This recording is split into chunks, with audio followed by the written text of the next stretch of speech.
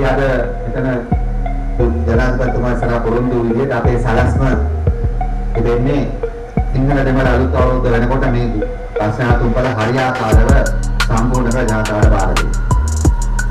තාපෝස කාලේ original plan එකේ තියෙන මාතෘ ඉවර කරන්න. දැන් අපි පොඩක් මාසයක් අතර ගිහලා තියෙනවා. මම එදා තව මාසයක් අතර. දෙන්නත් එතකොට හරියටම අවුරුද්ද හරියනවා. මම හිතනවා අද එකට දාලා කරන උදාහරණ සැලසුම අපිට අදා ගන්න පුළුවන්.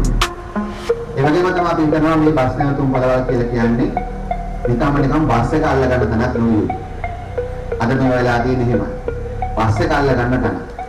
අද අපි ජීවිතේ ගත්තොත් වැඩ කරන මිනිස්සුන්ගේ අපි අවුරුදු 25ක් 30ක් වැඩ කළොත් අපි වැඩි වෙලාවක් ඉන්නේ ඔෆිස් එකේ සහ බස් වල නැත්නම් බස් වල.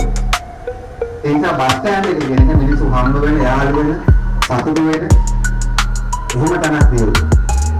ඒක නිකම්ම නිකන් බස් එකේ එල්ලෙන තැනක් වටපත් වෙන්නේ. ඒ නිසා ගුවන් සමුදායේ යෝජනාවක් ඒ වගේම අපේ යෝජනා අනුව අපි මේක සම්පූර්ණයෙන්ම කඩලා හදනව නෙමෙයි මේ කියන එක සැලකියුතු පහසුකම් සහිතව අපි දිනු ගන්න බලාපොරොත්තු වෙනවා. මොකද මේක සෝෂල් ස්පේස් එකක් විදිහට මිනිසුන්ට එන්න පුළුවන් තරක් විදිහට මට ඇත්තටම අපේ හිතවත් කලාකාරයෙක් චන්ද්‍ර කේවි සහෝදරය යෝජනා කරා මේක පොඩි පුළුවන් නම් මිනි තියටර් එකක් දාන්න කියලා 25කට 30කට පොඩි ෆිල්මක් බලන්න පුළුවන් නම් එහෙම. ඒ වගේම අපේ හිතවත් මාධ්‍යවේදී සහෝදරයෙක් අපේ පක්ෂේම වැඩ කරන යෝජනා කළා පස්තියකට පටන් ගන්න.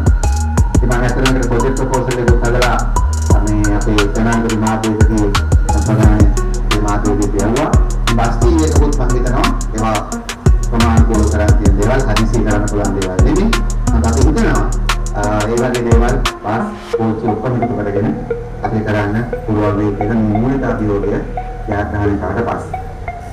ඒ වගේම මෙතන හදන සෙන්ටර් එක අද වුණාට පස්සේ අවුරුද්දක් අපි ගුවන් හමුදාවෙන් ඉල්ලා තිබෙනවා මොකද මේ හදනවාට වඩා අමාරුයි පාලනය කරන්න.